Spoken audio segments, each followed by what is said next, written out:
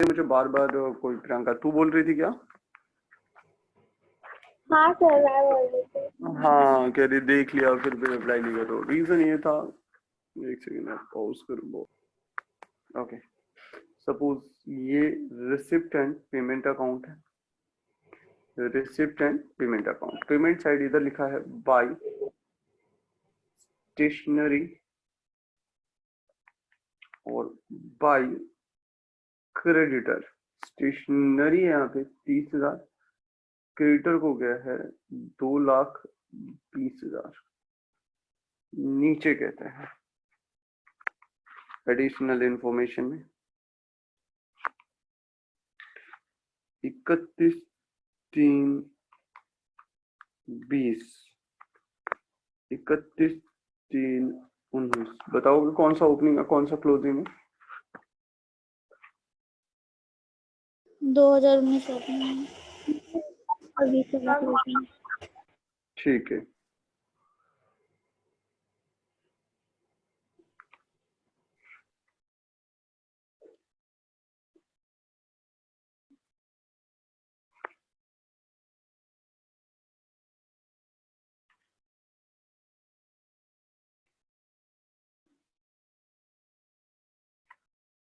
अब मैंने 3 चीजें लिखी है। पहले स्टेशनरी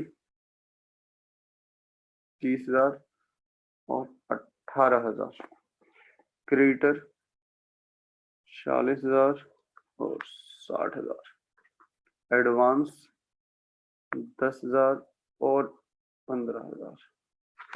चलो जी, ये आप जानते हैं स्टेशनरी का मतलब। क्रेडिटर का मतलब भी जानते हैं।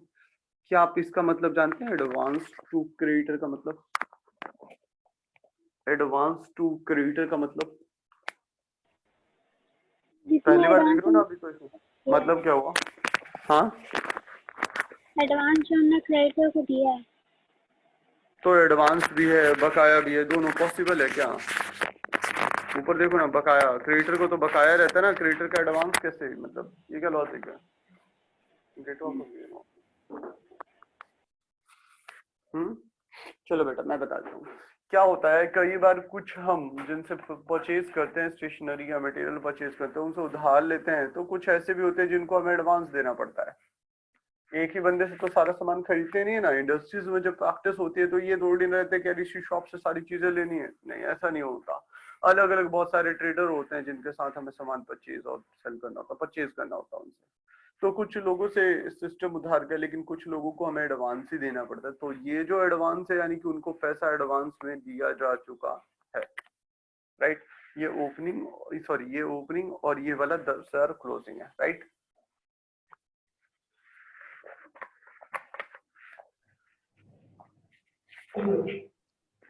अब इसमें क्वेश्चन में आता है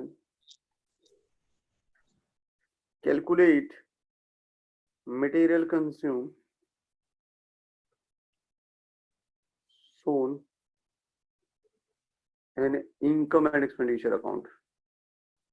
income and expenditure account. Income and expenditure बनाने के लिए नहीं बोला, कैलकुलेट करने के लिए बोला बेटा। तो रिक्वायरमेंट को ध्यान से देख लो। एक होता है इसी चीज को मैं अगर ऐसा बोलूं, present the material consumed in income and expenditure, तो मीनिंग बदल जाएगा। मैं अगर ये कहूं calculate the material consumption in income and expenditure, meaning बदल गया। दोनों बातें अलग अलग है। पहले रिक्वायरमेंट की बात कर रहे हैं, फिर क्वेश्चन पे आएंगे। क्वेश्चन तो आराम से हो जाएगा, आप सीख जाओगे ये भी। So once again once more मैं आपको समझा दूं। अगर बोल रहा है कैलकुलेट करने के लिए तो सिर्फ आपको कैलकुलेट करना है, लेकिन अगर बोले present the material consume in income and expenditure, तब आपको दिखाना भी पड़ेगा और कैलकुलेट भी करना पड़ेगा। बिना कैलकुलेट करे दिखा तो सकते नहीं हो। तो वो कैसे दिखाते हैं हम फाइनल टॉपिक के साथ पढ़ेंगे, फाइनल स्टेटमेंट पढ़ेंगे, फाइनल अकाउंट वहां पढ़ेंगे। इसकी सॉल्यूशन देखते हैं बेटा। सॉल्यूशन के लिए वही मटेरियल कंज्यूम, तो मटेरियल कंज्यूम का फॉर्मूला होता है, तो हम यहाँ लिखेंगे स्टेशनरी कंज्यूम। क्योंकि हमारे यहाँ मटेरियल क्या है? स्टेशनरी। हम मटेरियल नहीं लिखेंगे, स्टेशनरी कंज्यूम। फॉर्मूला क्या होगा जरा बताओ? फॉर्मूला तो वही है, opening stock plus purchases minus closing stock. अच्छा, जिनसे हो सकता है वो पहले करते रहें। अच्छा जी, फॉर्मूले के लिए देखते हैं कौन कौन सी चीजें हैं। बेसिक चीज पहले ढूंढते जाओ एक एक करके। पहले ओपनिंग स्टॉक ढूंढो। ओपनिंग स्टॉक है क्या? यस, ये रहा 18,000। समझ में आ रहा है सबको? ये रहा 18,000 रुपए। सो 18,000। क्वेश्चन में परचेज हम निकालना पड़ेगा क्योंकि क्रेडिटर दिया है, कैश परचेज दिया है, क्रेडिटर का बैलेंस दिया है, एडवांस दिया है, सब दिया है। तो हमें परचेज क्या करना पड़ेगा? निकालना पड़ेगा। क्लोजिंग स्टॉक चेक करते हैं, क्लोजिंग स्टॉक है क्या? यस, कितना? 30,000। बताइए बेटा, यहां तक सबको समझ में आया? यस हाँ सर। इंफॉर्मेशन निकालते जा रहे हैं। अब हमें निकालना है अगला चीज, परचेज। अब परचेज निकालने के लिए दो अप्रोच है, एक तो फॉर्मूला से या तो अकाउंट से। क्योंकि इस बार इंफॉर्मेशन बहुत ज्यादा है क्रेडिटर को लेके। परचेज का पहले सॉरी परचेज। परचेज के लिए फॉर्मूला होता है total purchase equal to cash purchase plus credit purchase. मैंने ये फॉर्मूला क्यों लिखा? क्योंकि अगर सिर्फ क्रेडिट परचेज होता तो जरूरत नहीं था, लेकिन क्वेश्चन में कैश और क्रेडिट परचेज दोनों है। आओ दिखाता हूं मैं तुम्हें। ये जो स्टेशनरी लिखा है ये कौन सा परचेज है? ये कैश परचेज है। और ये वाला कौन सा परचेज है? क्रेडिटर को पे कर रहे हो, यानी ये किस लिए पे किया तुमने? क्रेडिट परचेज है। बाय क्रेडिटर फॉर स्टेशनरी, यहाँ पूरा ये भी वर्ड कई बार मिलेगा। तो ये क्रेडिट परचेज है, ये कैश परचेज। समझ में आया क्या बेटा? कैश परचेज और क्रेडिट परचेज। बोलो बोलो। सर आगे। सो कैश परचेज तो हम डायरेक्ट लिख लेंगे, कितने रुपए? 30,000 रुपए। क्रेडिट परचेज हम नहीं निकाल सकते क्योंकि ये जो अमाउंट है ये क्रेडिट परचेज के लिए नहीं है, ये क्रेडिटर के लिए है, जो क्रेडिटर को चुकाया गया। अब क्रेडिटर को दिया गया तो निकल जाएगा। निकालने के लिए क्रेडिटर से कितने का क्रेडिट परचेज है ये निकालने के लिए हम फिर से एक लाइन छोड़ के हम नीचे कैलकुलेट करते हैं। कैलकुलेशन ऑफ क्रेडिट परचेज, और इसका नाम है क्रेडिटर अकाउंट। ओपन कर देते हैं। क्रेडिट परचेज के लिए क्रेडिटर अकाउंट। देखो बेटा, रिपीट कर रहा हूँ सारी चीजें बार बार। आप देखो, क्रेडिटर का नेचर क्या होता है बेटा? क्रेडिट। सो ओपनिंग बैलेंस किधर आएगा? By side, by balance BD, लेकिन उधारी वाला। टू बैलेंस बीडी, उधारी वाला, आउटस्टैंडिंग वाला। चलो पुट करते हैं पहले। क्रेडिटर का आउटस्टैंडिंग 60,000 और 40,000। 60,000 और इधर 40,000, सॉरी 60,000 और 40,000।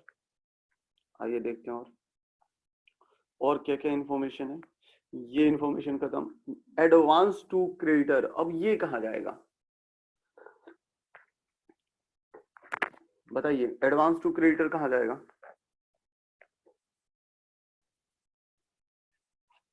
कोई नहीं बोलेगा। To balance BD by balance CD.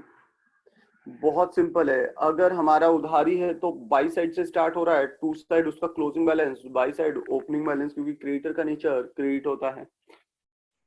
क्योंकि क्रेडिटर का नेचर क्रेडिट होता है तो by side opening, to side closing. लेकिन अगर उसी क्रेडिटर को आपने एडवांस दिया है तब तो ये तो अपोजिट हो गया ना। ये क्रेडिट नेचर थोड़ी ना हुआ, ये तो डेबिट नेचर हो गया। अगर डेबिट नेचर हो गया तो ओपनिंग किस साइड आ जाएगा? To side. और क्लोजिंग किस साइड आ जाएगा? By side. बहुत सिंपल मैं बात कर रहा हूँ। जैसे भैया ये जो 40,000 रुपए है इसमें भी ये आपने टू बैलेंस बीडी किया है। सीडी किया, सीडी। ओके देखो बेटा, एग्जांपल के लिए जैसे आपका फी है, मैं आपके लिए क्या हो गया? बकाया ना आपका फी मेरे ऊपर, तो मैं आपके लिए क्या हो गया? क्रेडिटर। मैं क्या हो गया? क्रेडिटर। आपका एक ओपनिंग या क्लोजिंग बैलेंस रहा होगा हर महीने के एंड में और शुरुआत में। लेकिन कुछ ऐसे बच्चे भी तो हो सकते हैं जिन्होंने मुझे एडवांस दिया होगा।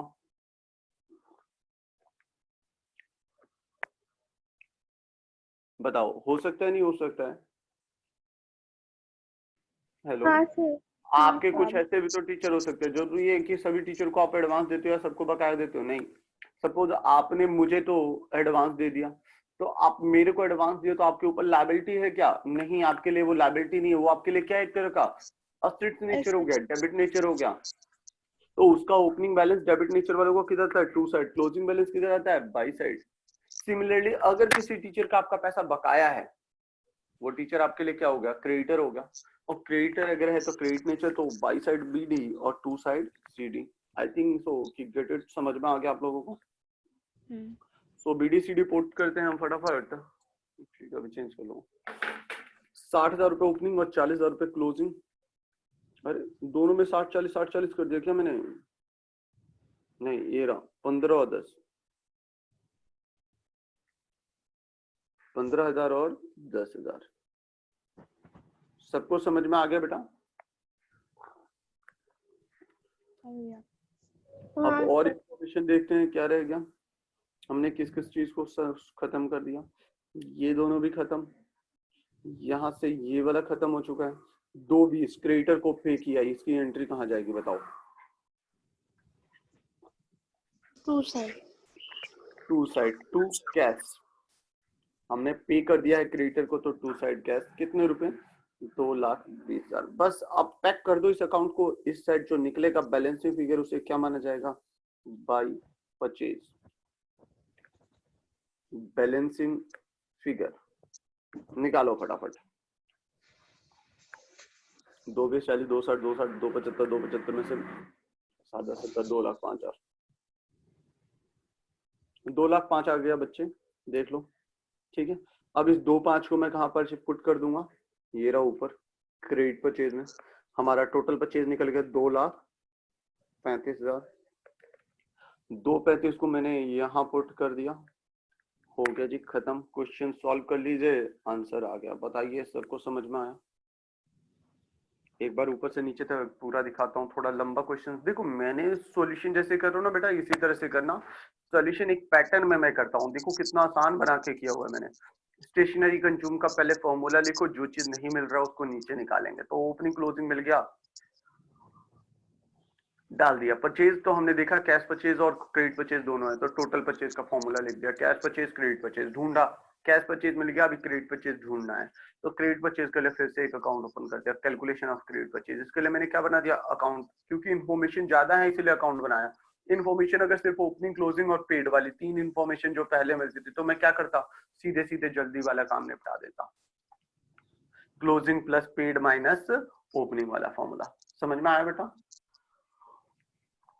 हाँ सर। अच्छा, इसी क्वेश्चन में अगर मान लो बैड डेप्ट होता तो? यहाँ बैड डेप्ट बेटा पॉसिबल ही नहीं है। क्रेडिटर को हम पैसा चुकाते हैं, तो बैड डेप्ट पॉसिबल नहीं है। बैड डेप्ट कहाँ होता है? डेटर में होता है।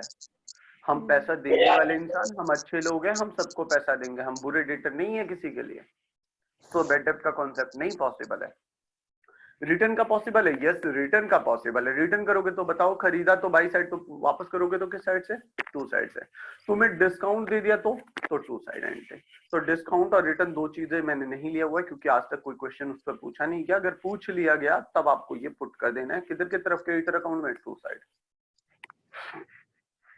आगे बेटा समझ में?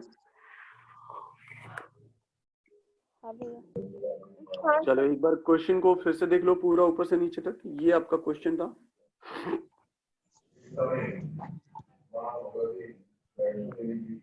ये आपका पूरा क्वेश्चन था। रिसिप्शन पेमेंट अकाउंट से ये कुछ इंफॉर्मेशन थे। एक बार नजर मार के माइंड में फटाफट सोचो तो मैं क्वेश्चन बुक पे स्टार्ट करूं।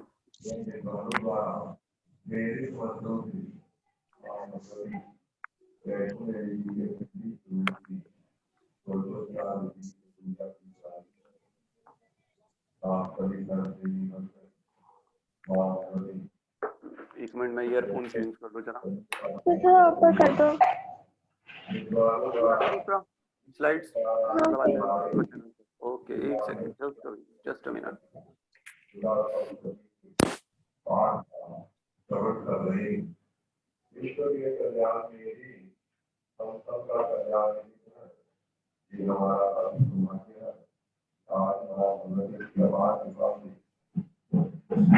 पिछला वाला ईयरफोन से बड़ी दिक्कत हो रही थी, मेरे को सुनाई नहीं देने में दिक्कत हो रही थी।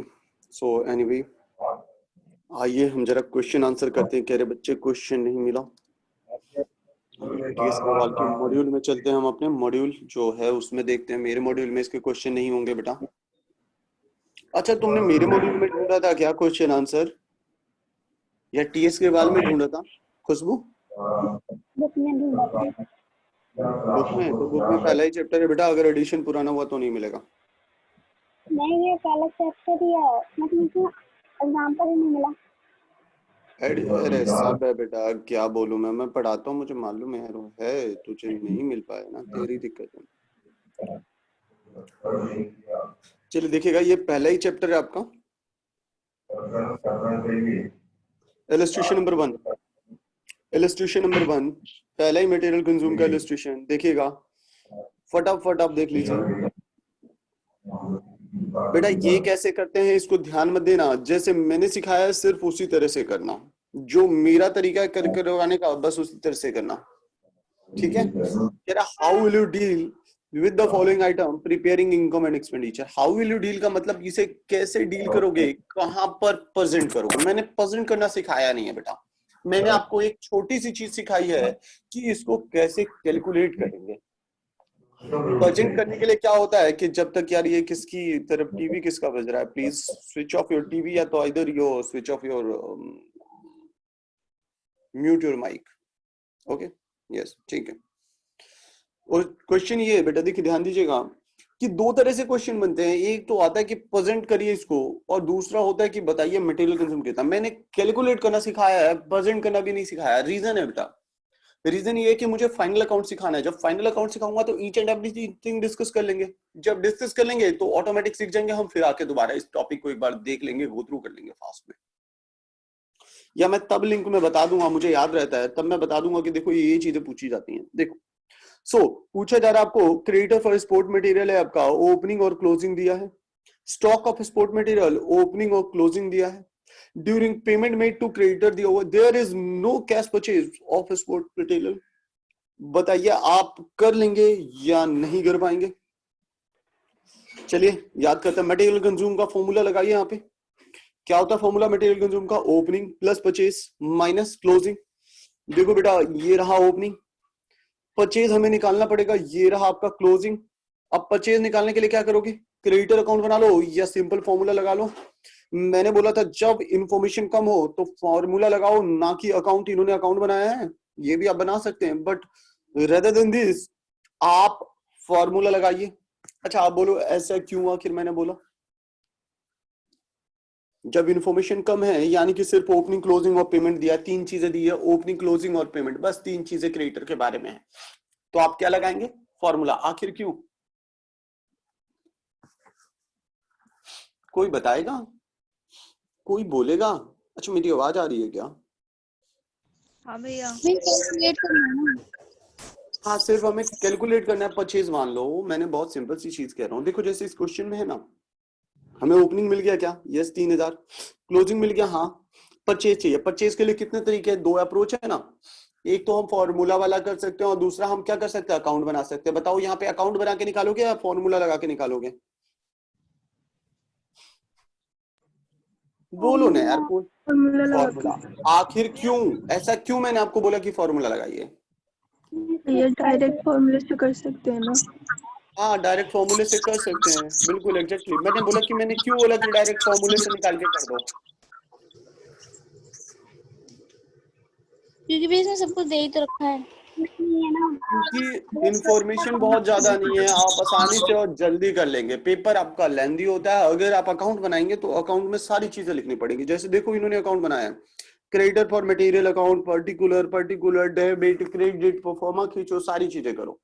जब किसी चीज को अगर आपको निकालना होता तो देखो मेरे वाले में कितनी जल्दी होगा। Example first solution,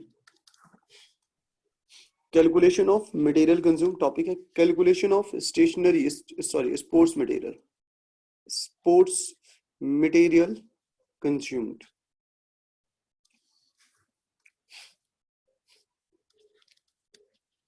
sports material consumed equal to opening stock plus purchases minus closing stock. आप चाहते तो opening stock of sports material, purchase of sports material, closing stock of purchase material लिख सकते थे। और अब हम आके पुट करते हैं इंफॉर्मेशन को फटाफट। तो देखो ओपनिंग स्टॉक कितना है 30,000, क्लोजिंग कितना है 500।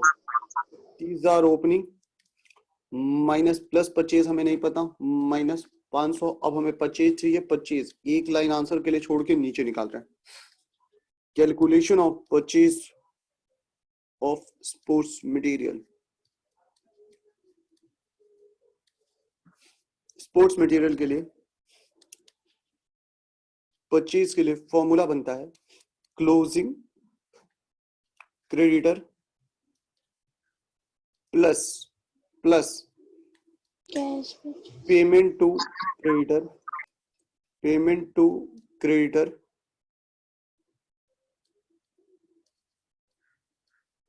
Minus opening creditor. फॉर्मूला याद रहना चाहिए तभी होगा, नहीं याद रहे फॉर्मूला तब अकाउंट में चले जाना। अकाउंट इजी है, वो इजी तरीका है, लेकिन ये जल्दी हो जाएगा, बस ये दिक्कत है। क्लोजिंग देखो कितना है 1300, 2000 और पे कितना किया है ये देखो 10,800। 1300 10,800 2000, 1300 प्लस 10,800 माइनस 2000 लगा दिया फॉर्मूला, सॉल्व परचेज। अब ये जो परचेज के लिए इतना निकाला, इसमें टाइम ज्यादा लगा या अकाउंट बनाने में ज्यादा टाइम लगा था? डेफिनेटली अकाउंट बनाने में ज्यादा टाइम लगा था, क्योंकि अकाउंट में परफॉर्मा खींचना थोड़ा साफ खींचोगे तुम एग्जाम में, डेबिट क्रेडिट सब लिखोगे, क्रेडिटर अकाउंट लिखोगे, सब लिखोगे, इसलिए। तो अब इसको जोड़ो, जोड़ के निकालो तो ये हो जाएगा तुम्हारा 3 8 3 11 11 110 11 100 12 100 में से 2 चल गया तो 10,100। अब 10,100 को कहाँ लेके जाएंगे? ऊपर यहाँ पे 10,100 में 3,000 है ना यार, ये तो 3,000 है। 10 1 13,100 में से 500 गया तो 12,600 आंसर आ गया। 3 नंबर का क्वेश्चन था ये। समझ में आया क्या बेटा? हाँ जी बताइए, आपको समझ में आया क्या? हाँ सर। देखो इन्होंने इसको कहाँ पे इनकम एंड एक्सपेंडिचर में कर दिया, ये रहा। मैं इसका प्रेजेंटेशन बाद में सिखाऊंगा, अभी नहीं। आपको ये कैलकुलेट करना आना चाहिए जो मैंने अभी सिखाया है। ये सबको आ गया क्या? हाँ भैया। यस चलो अब देखते हैं। अब मैं कुछ होमवर्क दूंगा और पूछूंगा सिर्फ। देखो क्वेश्चन देख के बताओ हो जाएगा नहीं हो जाएगा? इजीली हो जाएगा। अब देखो एडवांस वाला भी इसमें क्वेश्चन में दे दिया, स्टॉक भी दे दिया, क्रेडिटर भी दे दिया, पेमेंट भी दे दिया। तो अभी जो क्वेश्चन कराया बिल्कुल सिमिलर क्वेश्चन है। होमवर्क कर दे रहा हूँ, होमवर्क कर दे रहा हूँ। नेक्स्ट एग्जांपल देखिएगा, खत्म हो गया इसके एग्जांपल। प्रैक्टिकल प्रॉब्लम में आ जाते हैं जरा हम। मटेरियल कंज्यूम का नहीं है, ये भी फंड बेस्ड है। ये सब्सक्रिप्शन आ गया यार, इसमें क्वेश्चन ज्यादा नहीं मिलते, मेन दिक्कत यही है। मैं देख लेता हूँ और क्वेश्चन है या नहीं है मटेरियल कंज्यूम के।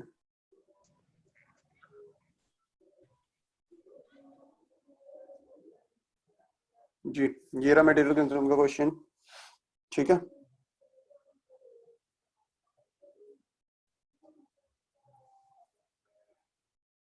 सो पहला और दूसरा इलस्ट्रेशन नंबर 12 होमवर्क नोट करते रहो।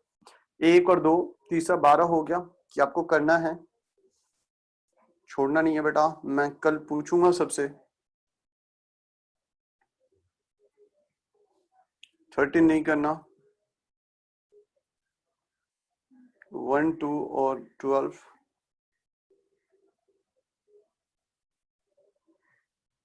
एक बीच में इन्होंने क्या डाल दिया, बस एक डाला है।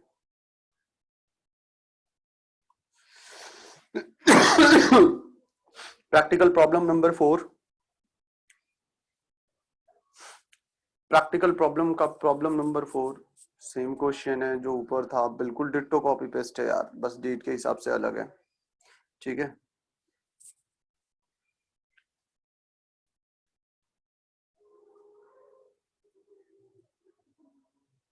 नहीं लगता कि मुझे और कुछ क्वेश्चंस हैं। Okay illustration number 11, sorry practical problem का प्रॉब्लम नंबर 11। प्रॉब्लम 11 भी है साथ में तुम्हारे लिए होमवर्क, ठीक है।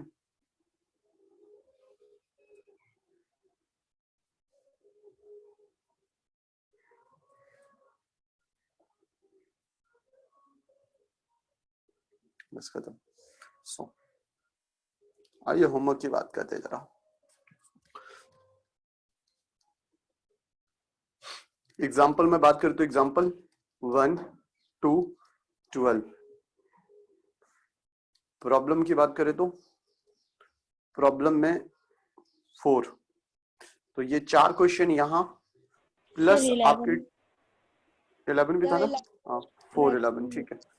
प्लस टीएस ग्रेवाल में जितने क्वेश्चन हो आपके बुक में उसमें ज्यादा होंगे, यहाँ पे कम है। ये सिर्फ एक सप्लीमेंट्री है साथ में, ऐसे इसमें पूरे क्वेश्चंस नहीं है बेटा। मैं फिर बता दूंगा, नंबर ऑफ क्वेश्चंस ज्यादा हैं तो आप वहां से कर लेंगे। जिनके पास डीके गोयल है वो डीके गोयल से कर लेंगे। सो प्रैक्टिस आप कीजिए इसके। मेरे एंड से ये टॉपिक फिनिश हो गया। इसमें कुछ नहीं बचता है सिवाय प्रेजेंटेशन के। प्रेजेंट करने वाली चीजें सिखाऊंगा। आप मटेरियल कंज्यूम करना निकालना सीख जाइए, वही मटेरियल कंज्यूम एक्सपेंडिचर साइड जाता है बेटा। जैसे एक क्वेश्चन अभी था ना, दिखा देता हूँ उसका सॉल्यूशन में इनका क्या होता है। प्रेजेंटेशन का यही पार्ट है और कुछ नहीं है, बट इस प्रेजेंटेशन को मैं थोड़ा चेंज करके करवाऊंगा, अपने तरीके से करवाऊंगा। देखो ये रहा था, इसमें प्रेजेंट करने की बात थी, ये इन्होंने प्रेजेंट किया। देखो ये इनका प्रेजेंटेशन है स्पोर्ट्स मटेरियल का। बताओ क्या ये टफ था? कुछ नहीं। 2 साइड खर्चे में खर्चा है ना। हमने अगर मटेरियल कंज्यूम किया तो खर्चा है या नहीं है खर्चा? मैं लाइक सर्व शिक्षा अभियान चला रहा हूँ, एनजीओ सर्व शिक्षा अभियान। बताओ अगर कॉपी वगैरह पे किताब पे खर्चा हुआ तो वो खर्चा माना जाएगा नहीं माना जाएगा? मेरे लिए एक्सपेंसेस माना जाएगा। एक्सपेंसेस कहाँ साइड जाता है? 2 साइड बाई साइड। 2 साइड नाम क्या हो गया? पहले प्रॉफिट एंड लॉस होता था, उसी का नाम यहाँ पे इनकम एंड एक्सपेंडिचर हो गया, क्योंकि इनका मोटिव प्रॉफिट कमाना नहीं होता। Are you getting my point guys? हाँ भैया। सो ये प्रेजेंटेशन पार्ट बाद में सिखाऊंगा, इस पे ध्यान मत दीजिए, बस ये निकालना सीख जाइए। ये 12,600 बहुत इंपॉर्टेंट है निकालना। ये प्रेजेंटेशन बहुत आसान चीज होती है, जब आप फाइनल अकाउंट सीखेंगे तो ये सीख जाएंगे। बस ये 12,600 निकालना आना चाहिए कि ये 12,600 कैसे आया, ये मैंने सिखा दिया बेटा। चलिए सो हम मूव करते हैं नेक्स्ट टॉपिक पे अपना। हमारा अगला टॉपिक है फंड बेस्ड अकाउंटिंग। एक फंड बेस्ड अकाउंटिंग हमारा नेक्स्ट टॉपिक है, फंड बेस्ड अकाउंटिंग। चलिए बेटा, अच्छा बेटा कुछ हम चर्चाएं कर लेते हैं। अपार्ट फ्रॉम दीज नॉर्मली ऐसी कुछ बातें करते हैं। अपनी कोचिंग में हर साल सरस्वती पूजा होती है, क्या आप लोग जानते हैं? मेरे कॉमर्स एकेडमी वाले पे, वीएमसी पे नहीं होती शायद। वीएमसी पे होती है क्या? वीएमसी वाले बताएं। सो मेरे कॉमर्स एकेडमी पे ग्रैंड सेलिब्रेशन होता है सरस्वती पूजा का। Grand celebration in the sense कि मतलब सबसे ज्यादा धूमधाम से मनाया जाता है।